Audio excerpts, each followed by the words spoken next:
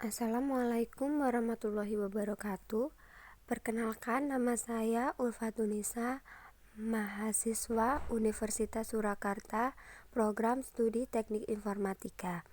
Di sini saya ingin melanjutkan tentang mereview jurnal yang berjudul Metode ROBPCA, Robust Principal Component Analysis dan Clara Clustering Large Area pada data dengan outlier studi kasus data laporan indeks kebahagiaan dunia tahun 2018 oleh Bekti Endar Susilowati dan Pardomuan Robinsum Sihambing, Badan Pusat Statistik Kabupaten Sleman, Jalan Purbayan, Melati, Kabupaten Sleman, Yogyakarta. Selanjutnya di sini saya ingin mereview tentang hasil ROBPCA.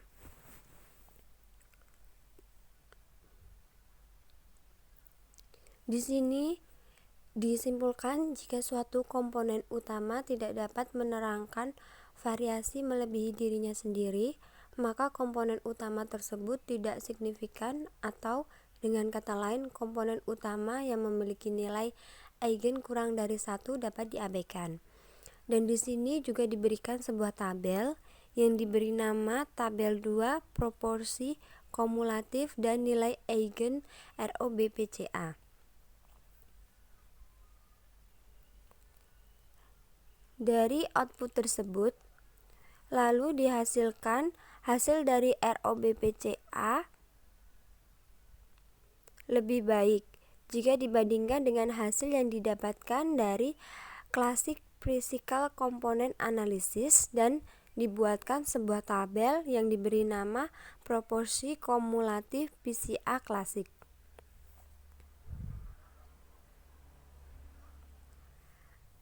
Lalu dari komponen PCA didapatkan physical komponen yang lebih banyak. Lalu dijelaskan oleh gambar yang diberi nama output ROBPCA.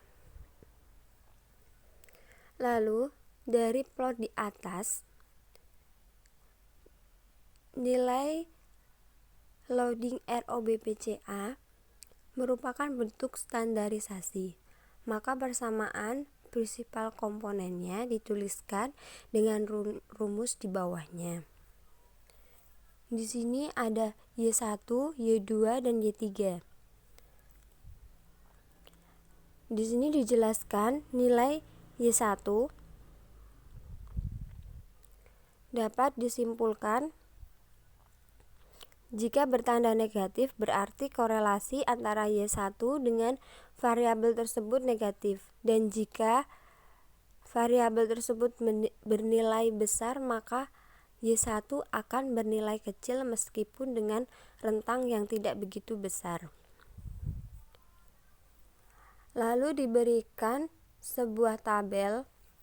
Tabelnya diberi nama korelasi antar variabel dan prinsipal komponen. Di sini juga dijelaskan tentang nilai Y2 dan Y3. Untuk Y2 sendiri disimpulkan jika bertanda positif berarti korelasi antara Y2 dengan variabel tersebut positif. Yang berarti jika Y2 besar berarti maka variabel tersebut bernilai besar meskipun dengan rentang yang tidak begitu besar. Sedangkan untuk nilai Y3 disimpulkan jika Y3 besar berarti maka variabel tersebut bernilai besar meskipun dengan rentang yang tidak begitu besar. Lalu jika bertanda positif berarti korelasi antara Y3 dengan variabel tersebut positif. Lalu diberikan sektor komponen utama. Dari sektor komponen utama tersebut dilanjutkan dengan dilakukan cluster analisis dengan Clara method. Lalu dijelaskan di sini tentang Clara. Dari analisis klaster tadi dengan Clara Method dengan K dan 1 sampai dengan 10 dengan jarak Manhattan diperoleh nilai rata-rata overall, dan hal ini menunjukkan bahwa terdapat ikatan yang cukup baik antara objek dan klaster yang terbentuk. Lalu selanjutnya dilakukan profilisasi pada hasil klaster. Pada tahap profilisasi, itu dilihat dari karakteristik dari setiap klaster yang terbentuk. Setelah itu, untuk menentukan karakteristik setiap klaster, dilakukan perbandingan medoid antar klaster dengan memberi skor setiap klaster untuk masing-masing variabel. Setelah dibandingkan, lalu dibuatkan sebuah tabel yang diberi output metode Clara dengan jarak Manhattan. Ini untuk tabel jaraknya.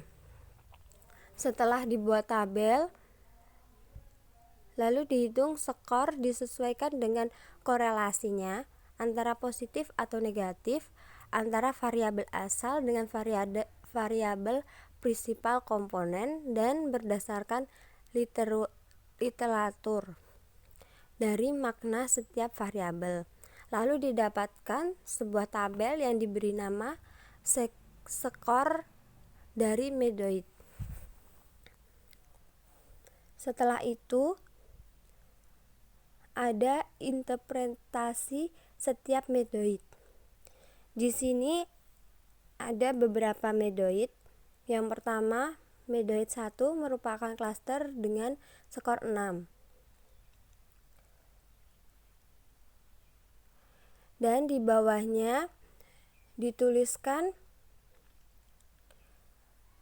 beberapa karakteristik yang tersusun dari medoid 1. Lalu ada juga medoid 2 merupakan klaster dengan skor 7, dan di bawahnya juga dituliskan karakteristik yang tersusun di medoid 2. Lalu medoid 3 merupakan klaster dengan skor 5. Di bawahnya juga dituliskan klaster dengan karakteristik yang tersusun dari medoid 3. Lalu ada medoid 4 merupakan klaster dengan skor 8. Di bawahnya juga dituliskan klasternya yang karakteristik yang tersusun dari medoid 4.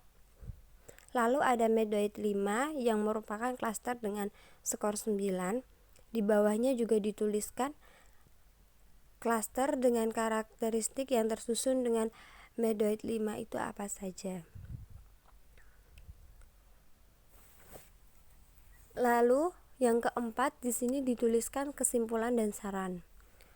Untuk kesimpulannya sendiri, metode ROBPCA merupakan suatu modul PCA yang robust terhadap outlier dan lebih efisien daripada klasik PCA.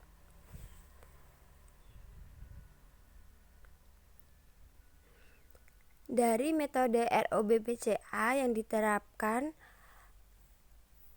untuk studi kasus ini tadi, didapatkan 3 prinsipal komponen yang dapat dijelaskan sebesar 92,6% dari total varies data. Dan hal ini terbukti ROBPCA lebih efisien daripada metode PCA dengan sebanyak 5 prinsipal komponen yang dapat dijelaskan sebanyak 85,89% dari total varies. Sedangkan untuk metode Clara sendiri itu merupakan analisis klaster dengan pusat klaster medoid yang robust untuk mengelompokkan data dengan outlier dan data dalam jumlah besar. Dan berdasarkan proving klaster dengan skor antara medoid, didapatkan skor paling tinggi pada klaster 3. Lalu untuk sarannya sendiri di sini penerapan metode ROBBCA dan metode Clara pada studi kasus yang lain khususnya high dimensional data.